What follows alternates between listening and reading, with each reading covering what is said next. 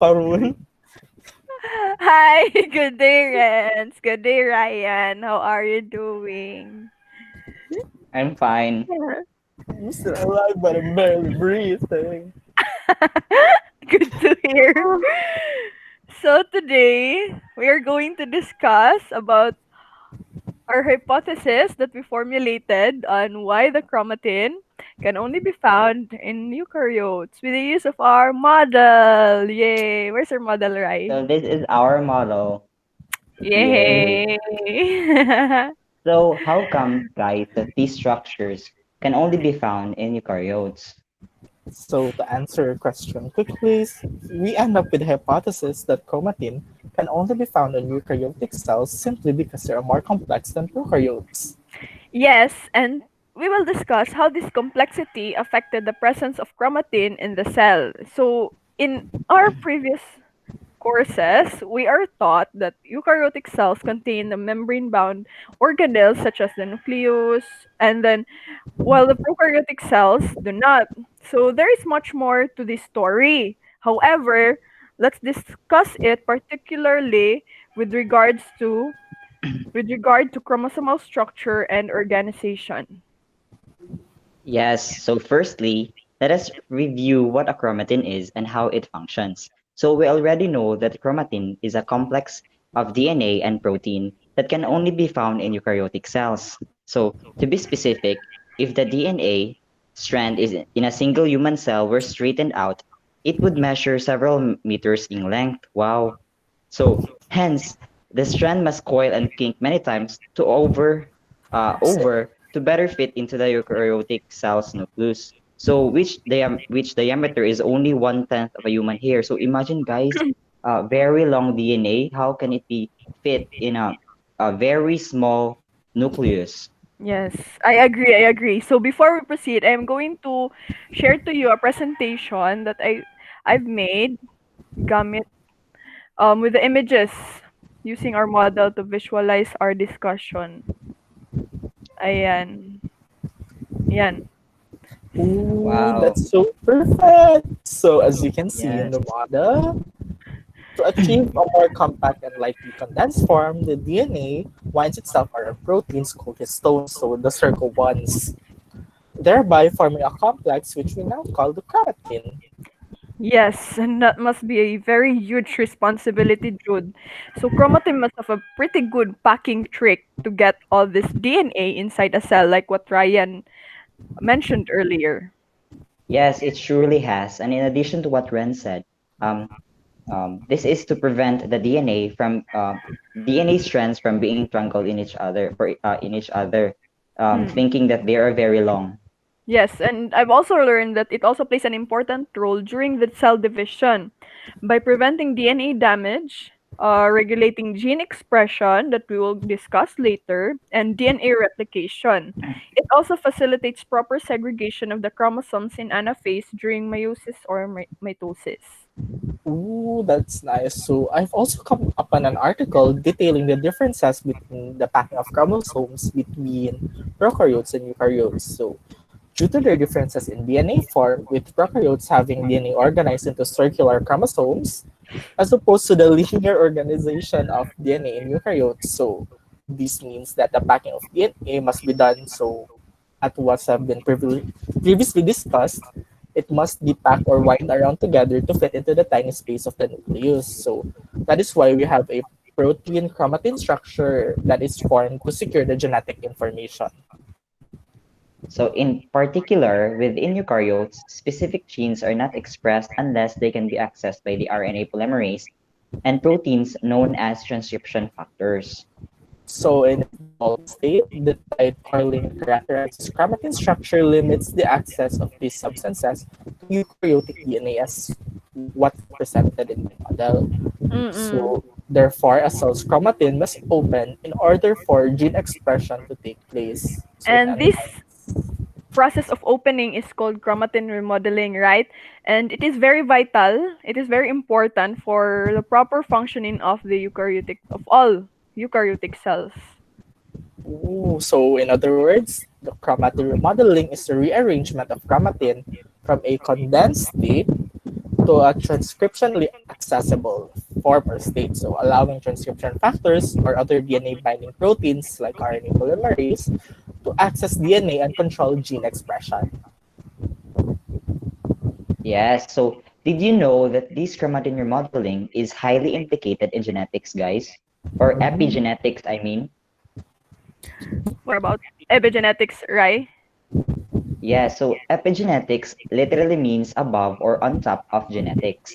So it refers to external modification to DNA that turn genes on or off. So these modifications do not change the DNA sequence, but instead they affect how cells read genes. So they don't affect the information in the DNA sequence, but it only affects how these genes are expressed.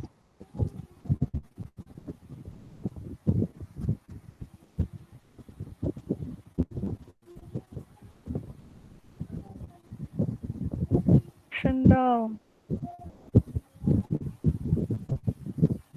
Hello? Hello? Sorry.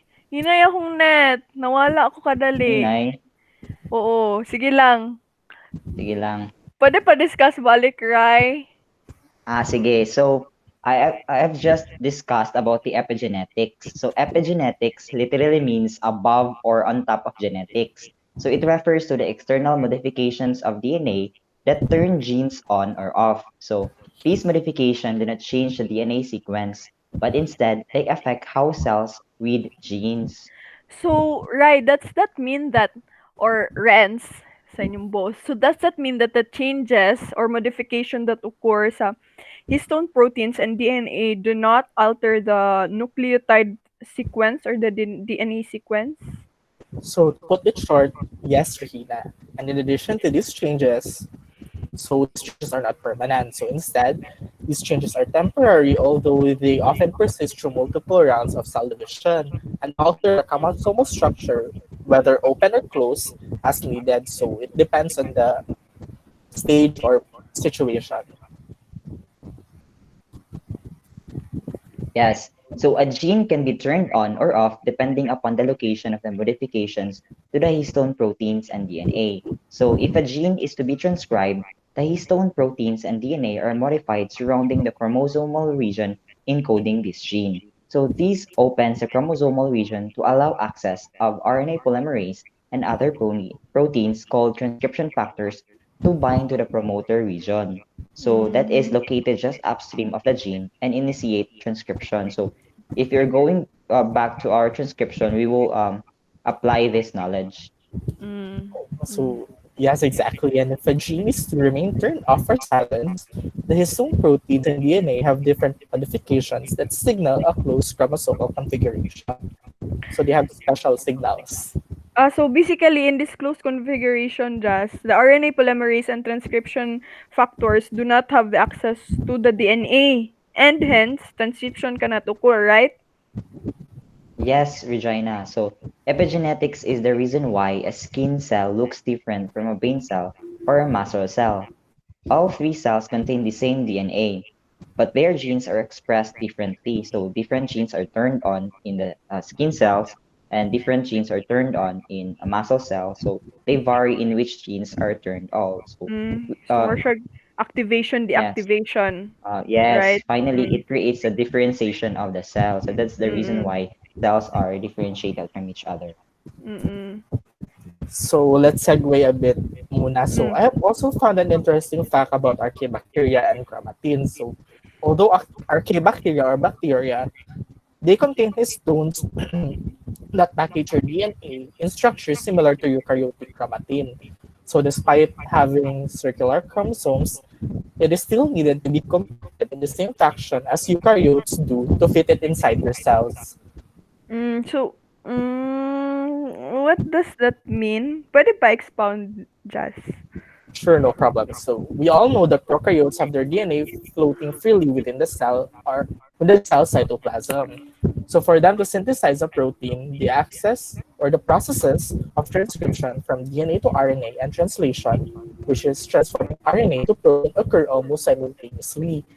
So when the resulting protein is no longer needed, then transcription automatically stops. Mm. So when more protein is required, more transcription occurs. So therefore, in prokaryotic cells, the control of gene expression is mostly at the transcriptional level, since they don't have histone that sort of regulate the gene expression just before transcription. In the Okay. case of For eukaryotes. eukaryotes, So to sum up everything that we discussed, eukaryotic gene expression about gene expression. Ala, lubat na ko. It is more complex than prokaryotic gene expression because the processes of transcription and translation are physically separated. So unlike prokaryotic cells, eukaryotic cells can regulate gene expression at many different levels. So eukaryotic gene expression begins with the control of access to the DNA. So this form of regulation is called epigenetic regulations, which occurs even before transcription is initiated. So eukaryotic gene expression is controlled at levels of epigenetics, transcription, post-transcription, translation, and post-translation, while sa prokaryotic gene expression, it is primarily controlled at the level of transcription, right? Yes, so I have a question here.